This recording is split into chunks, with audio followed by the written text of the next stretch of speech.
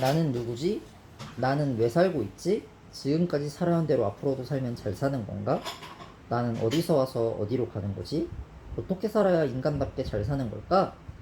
가끔 해보는 질문일 것입니다. 물론 대부분의 사람들은 이런 문제에 대해서 그 답을 찾을 때까지 끈질기게 물고 늘어져 해답을 찾아내지는 않습니다. 거기에는 여러 이유가 있겠지만 우선 사는 게 너무 바쁩니다. 하루하루 일상의 쳇바퀴에서 자신의 위치를 지키기 위해 살아가는 생활이 우리로 하여금 이러한 물음에 깊은 사색을 하지 못하게 합니다. 또 때로는 이러한 물음과 맞닥뜨릴 때 인간은 막연한 두려움을 느끼기도 합니다. 그것은 이러한 물음을 추적하고 또 추적했음에도 불구하고 결국 그 해답을 얻지 못한다면 인생의 덧없음과 허무함에 빠질 수도 있기 때문입니다. 과연 인간은 무의미하게 이 세상에 던져진 존재일까요? 만약 그렇다면 인간의 존엄성과 존재적 사명은 어디서 찾아야 할까요?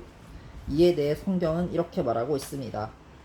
여호와 하나님이 땅의 흙으로 사람을 지으시고 생기를 그 코에 불어넣으시니 사람이 생명이 되니라. 주 하나님이 땅의 흙으로 사람을 지으시고 그의 코에 생명의 기운을 불어넣으시니 사람이 생명체가 되었다. God formed man out of dirt from the ground and blew into his nostrils the breath of life. The man came alive, a living soul. 위에 있는 창세기 2장 7절의 말씀처럼 하나님은 흙 플러스 생명을 만드셨습니다. 즉 하나님께서 인간을 흙으로 빚으시고 그 코에 생기를 불어넣어서 살아있는 영적인 존재인 사람을 만드신 것입니다. 이 지구상에는 수많은 생물체들이 살고 있습니다. 그러나 영을 가지고 있는 존재는 인간뿐입니다. 개나 원숭이, 그 밖의 어떤 것들도 신을 찾기 위해 종교 행위를 했던 흔적을 찾을 수 없습니다. 반대로 인간이 살고 있는 곳은 어느 대륙, 어느 나라를 막론하고 전지전능한 신을 찾았던 흔적이 곳곳에 무수히 남아 있습니다. 짐승도 사람들과 동일하게 뇌를 가지고 있지만 그것들은 영적 존재가 아니기 때문에 종교 행위를 할 수 없는 것입니다. 이처럼 태양신이든 달의 신이든 바다의 신이든 자신들의 영적인 필요에 따라 예식을 행하고 종교적 행위를 하는 것은 유일하게 인간뿐입니다. 다만 하나님을 모를 뿐이지 인간은 근본적으로 영적인 필요를 가지고 태어난 존재입니다. 그것을 다르게 말하면 종교성이라고 합니다. 결국 영적인 하나님의 생기를 나눠 가진 인간은 하나님과 교제할 수 있게 만들어진 영적인 존재인 것입니다. 하나님은 이런 인간과 사랑의 관계, 즉 영적인 교제를 나누기 원하십니다. 동서고금을 막론하고 모성애는 매우 강합니다. 우리의 마음을 따스하게 해주는 많은 이야기들 속에 지극한 어머니들의 사랑을 보여주는 감동적인 이야기가 유독 많은 것도 그 이유에서일 겁니다. 몸이 아파 고통스러워하는 자식을 두고 편하게 잠을 잘 수 있는 어머니는 거의 없습니다.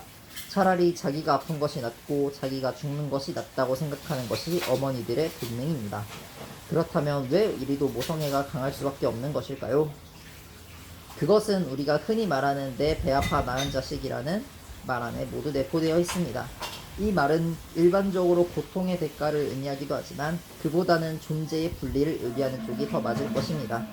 처음 아기가 생길 때는 어머니의 몸속에 단지 정자 하나가 들어오지만 그 이후 어머니의 몸 안에서 탯줄을 통해 모든 자양분을 공급받고 한 몸이 되어 자라는 것입니다. 그것은 어머니의 생명이요, 어머니의 살이요, 어머니의 몸의 일부가 됩니다. 때문에 시간이 지나 아기가 몸 밖으로 나가 하나의 단독적 생명체가 될지라도 그 존재는 자신의 몸에서 떨어져 나간 또 다른 자신이 되는 것입니다.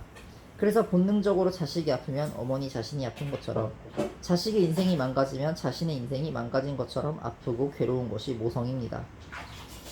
하나님은 흙으로 사람을 만드시고 그 코에 자신이 가지고 있는 생기를 나누어 주셨습니다. 그리고 인간은 그것으로 호흡을 하며 살고 있습니다. 인간은 고깃덩어리인 육신과 함께 하나님의 것을 가지고 생명력을 유지하며 살고 있는 것입니다.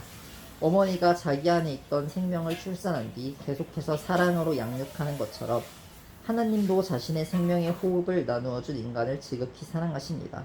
그래서 아마 어머니의 사랑을 하나님의 사랑에 대한 그림자라고 말하는지 모르겠습니다. 인간은 그렇게 태어났습니다. 하나님의 것을 가지고 하나님의 형상으로 세상에 나온 것입니다. 그러므로 인간은 하나님의 생기가 아니면 남은 인생을 먼지처럼 허무하고 허탈하게 살 수밖에 없습니다. 애초에 만들어지기를 하나님의 형상대로 만들어졌으니 하나님을 알지 못하고 혹은 알아도 하나님의 생기의 에너지를 지속적으로 공급받지 못한다면 인간은 흙과 같은 자신의 본성만 남아서 아무리 열심히 살아도 삶이 공허하고 허무함을 느낄 수밖에 없는 것입니다.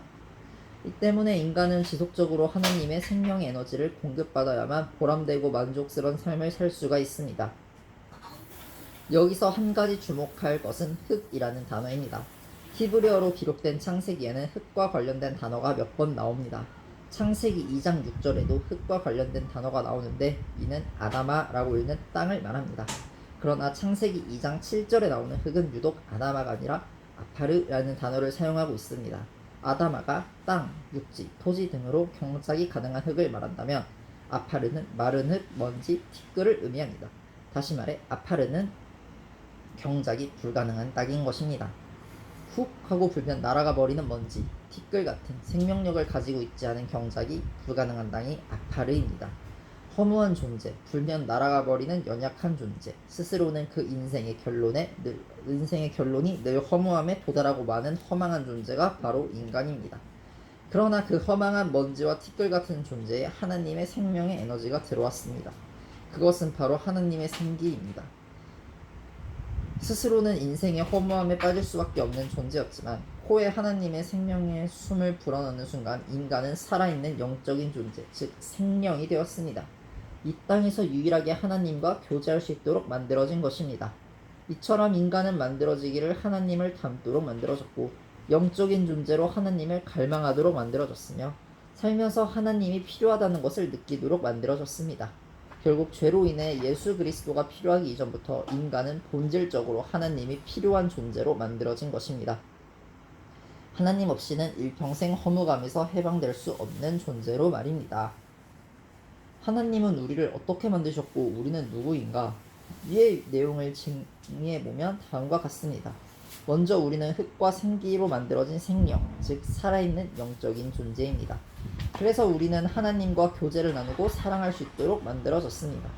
둘째로 우리는 하나님의 생명의 숨을 부여받은 소중한 존재입니다. 그래서 하나님은 우리를 자신의 분신처럼 소중하게 대하시고 사랑하시는 것입니다. 셋째로 우리는 하나님의 생기에 지속적인 공급 없이는 먼지같이 허무한 존재입니다.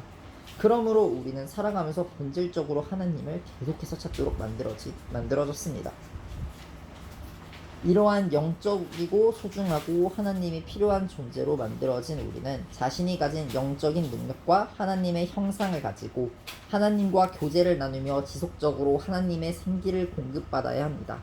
그럴 때 허무한 삶이 아닌 보람되고 만족된 삶을 누리며 이 땅에서 참된 인간의 모습을 가지고 살 수 있는 것입니다. 간직하기. 당신은 가장 소중한 존재입니다. 이 세상 어떤 존재와도 바꿀 수 없는 귀중한 존재라는 사실에 대해서 어떻게 생각하십니까? 열심히 살았음에도 불구하고 인생이 허무하게 느껴질 때가 있었습니까? 왜 그렇습니까? 그 허무함을 근본적으로 해결할 수 있는 방법은 무엇일까요? 하나님을 믿건 믿지 않건 모든 인간은 하나님이 필요한 존재들로 만들어졌습니다. 당신이 어디서 왔는지, 어떻게 살아야 잘 사는 것인지, 그리고 삶의 목적은 무엇인지 깊이 생각해보는 시간을 갖기 바랍니다.